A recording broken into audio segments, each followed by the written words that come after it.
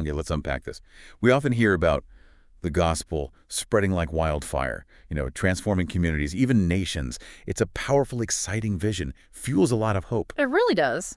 But then you look at other places in the world, these highly resistant cultures where just being a follower of Jesus can cost you everything, your family, job, maybe even your life. Mm-hmm.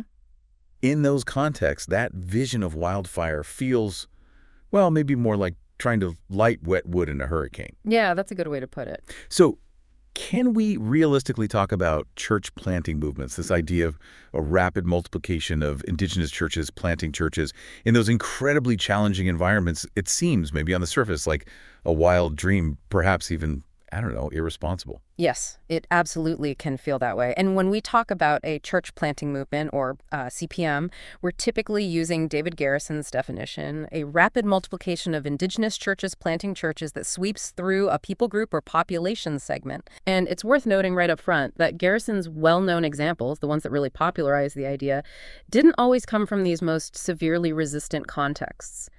So the question you're asking is, well, it's incredibly important. Right. So is the CPM concept only for softer places? Or is it something achievable, maybe even essential, where the ground is hardest? That's precisely the tension our source material for this deep dive wrestles with. Yeah. It's a text sharing reflections and hard-won lessons from people working directly in some of the world's most difficult mission fields. Our mission today is to really dig into the tensions, the surprising realities, and the insights they've gained about pursuing CPMs where it feels almost impossible. And if we connect this to the bigger picture, the need for CPMs and unreached people groups is just profound. Without this kind of rapid multiplication driven by local believers, most people in these groups simply won't hear the gospel, not in their lifetime. Wow. So it's not just a cool strategic idea. The source frames it as being, well, compelled by compassion for the lost. But the reality on the ground in many resistant contexts, like many Muslim-majority areas the text talks about, is often the polar opposite of rapid multiplication. Exact. You'll typically find very few believers from that background, often just scattered individuals or tiny fellowships. And churches that aren't just struggling to reproduce, they're often struggling just to survive. What kinds of obstacles are they actually facing? Oh, the obstacles are immense and very real. We're talking about believers facing severe ostracism from their families, their communities being disowned, completely cut off, Right. losing their jobs, their means of support. They face harassment, arrest, torture, imprisonment, even martyrdom. And this opposition isn't just like from neighbors, right? It's often government too. Yes, often directly from the government, secret police. And the source points out something else. Too many Islamic cultures also make it incredibly difficult to create trust and unity among believers themselves. That's crucial for a movement, isn't it? Absolutely essential. And then add to that the challenge of abundant evangelism, the widespread sharing needed for a CPM. That seems almost beyond possibility in places mentioned, like Morocco, Saudi Arabia, Pakistan, or Malaysia. It sounds incredibly daunting, just overwhelming. It is. And yet the text reminds us of history. Past cultures that were highly resistant, like Korea, eventually saw powerful breakthroughs. That's true. History gives us perspective. And even today, there are glimmers of hope, what the text calls mini CPMs or, reproducing MBB churches in difficult fields. Yeah. Kazakhstan is a great example given. Yeah, the Kazakhstan story is remarkable, from basically 0 known believers in '91 to over 13,000 today, with churches growing daily. That's after the Soviet Union broke up. Right. Sometimes political turmoil or rapid cultural change creates unexpected openness. And that interesting example the source gives from Dakar, Senegal. The minibuses with Osama bin Laden and Madonna pictured side by side. Ah, yeah. It illustrates that complex mix, doesn't it? Global influences, potential for surprising change, even in resistant places. So we're holding this tension, the seeming impossibility of big CPMs in many places today, against the anticipation and the urgent need for them. Exactly. The source suggests discussing these possibilities requires humility and faith, acknowledging, as it says, so much we don't yet know about how God will bring them about. It frames it as an adventure of faith. Yes, working directly with the Lord, even with all the unknowns. So how are people on the front lines, the ones in this adventure, actually grappling with this? The source shares insights from a meeting back in 2003, the Eindhoven consultation in the Netherlands. Right, Eindhoven. Field leaders gathered discussing CPMs and reproduction, looking specifically at case studies from challenging regions.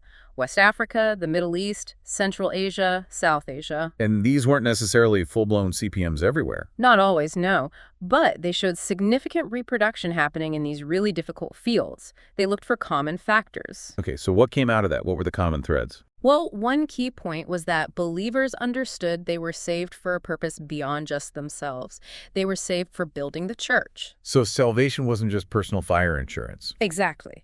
Being part of God's kingdom expansion was woven into their identity. And crucially, they saw certain local believers own the vision for spreading the gospel and planting churches. So it wasn't just an idea pushed by outsiders. No, that was critical. It was understood as a costly burden given by the Lord himself.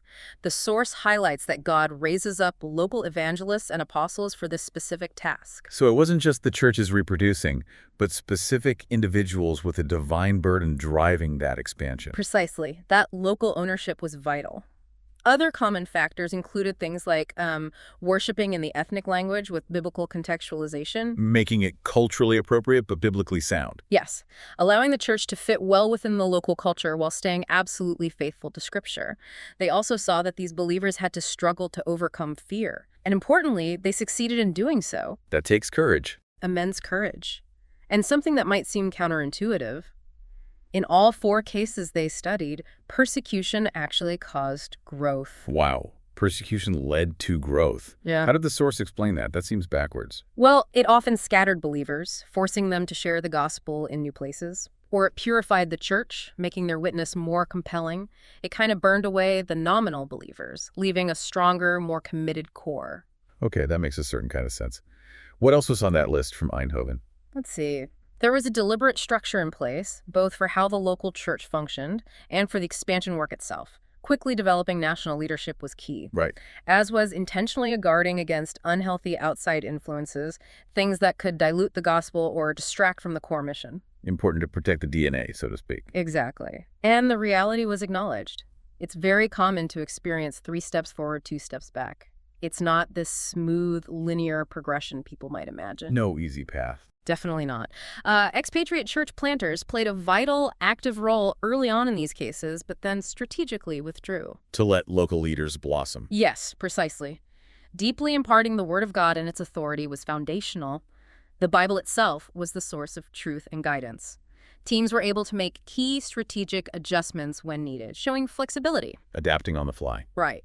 And they intentionally worked with local believing women, recognizing their vital role, especially in reaching other women and families. Makes sense. What else? Finally, small house groups, cells, house churches played a key role in each case. And importantly, the source noted that in each case, there was some form of enabling key local believers to spend more time in ministry. The time factor. Yes, often involving looking at ways to provide support or flexible employment. This point is something the source comes back to later as a truly pivotal question. Yeah, that makes perfect sense if you have these incredibly gifted, burdened local leaders, but they're working, say, 60 or 80-hour weeks just to survive in tough economies. Exactly. How do they possibly have time to lead a complex movement? But sticking with the expatriate role for a moment, you mentioned their strategic withdrawal was a factor. The text talks about a healthy debate, or a spectrum of views on how expatriates should be involved, especially if the goal is rapid multiplication. What's that tension about? Yeah, there is definitely a tension here, and it's often debated. Some in what the text calls the CPM camp suggest that traditional expatriate activities, spending years mastering the language, patiently teaching the Bible verse by verse, being very active in forming the initial body life, can actually hinder a rapid movement. How so? Well, the argument is it can prevent national leadership from taking hold quickly. They might advocate for a more catalytic approach, maybe supporting from a distance, focusing purely on training early leaders. Okay, I see the logic. But on the other side, those working in particularly hard fields often struggle with this idea. They feel that a purely catalytic approach from afar, without an incarnational presence, without patient teaching and going through the painful labor, as the text puts it, drawing on Paul's language, risks abandoning biblical principles, leaving local leaders unprepared, lacking depth, maybe vulnerable to false teaching? So how can these seemingly opposite views be reconciled? Is it possible to have both deep discipleship and rapid movement? Well, the source suggests an important factor is when the expatriate planter enters the process. Are you starting from scratch with zero believers? Right. Or meeting existing believers partway? Or arriving late just to coach an already formed fellowship? Starting from scratch or scenarios like that likely requires more incarnational ministry, more presence, more involvement than just coaching from afar. So context matters. Hugely. But what's critical here is the common ground. Everyone agrees new churches should be formed with reproduction built into their DNA right from day one. Multiplication from the start. Yes. The view presented is that expatriates should play an active role in the very beginning, the incubation period, but then quickly and intentionally transfer leadership and teaching roles to locals. Pushing towards appointing elders early, maybe even before they feel fully ready, empowering them. Which brings us back to those crucial indigenous leaders you mentioned, the ones God raises up. The text makes it really clear that CPMs just cannot happen if only expatriates are planting churches. Absolutely. The potential for explosive, self-sustaining growth comes only when local believers own the burden of spreading the gospel through multiplication within their own culture. It's the only way. It's emphasized as the only realistic way most resistant, unreached groups will ever be truly evangelized. Expatriates can catalyze, train, support, but the movement itself must be indigenous. And the source mentions a delightful surprise, experienced by the author, God raising up believers with strong gifts, not just for leading a local church, but for broad-scale growth and expansion. For pioneering, they call these indigenous apostles. Yes, it's fascinating. Ephesians 4 talks about Christ giving apostles and other leaders as gifts to build up the church. And the text points out that God is doing this today, raising them up even from among the world's most resistant peoples. While specific details can't be shared for security, examples are mentioned across various sensitive regions: North Africa, Middle East, Central Asia, South Asia. And they differentiate between local evangelists and these apostles. Yes.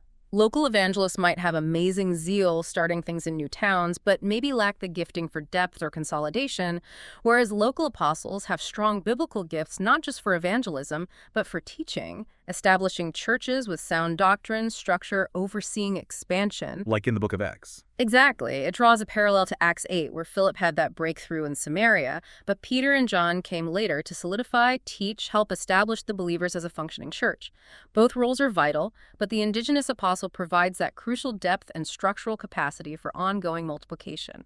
Okay, so you have these vital indigenous leaders, emerging evangelists, apostles with a vision, the burden, the gifts. But then you hit that pivotal practical tension we just done earlier, the one from Eindhoven. Enabling their time. Yes, the time factor.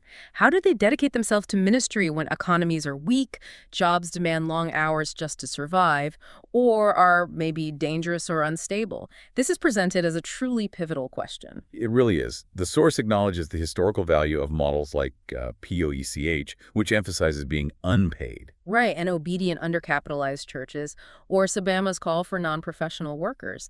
And unpaid lay ministry has historically driven so much gospel spread. But But in many developing countries, unpaid often means simply unable to commit significant focused time to ministry. Survival requires working incredibly long hours, or stable jobs are just scarce. you face the question, is enabling significant vocational ministry for these key local leaders the solution? That's the dilemma. The source presents that tension again.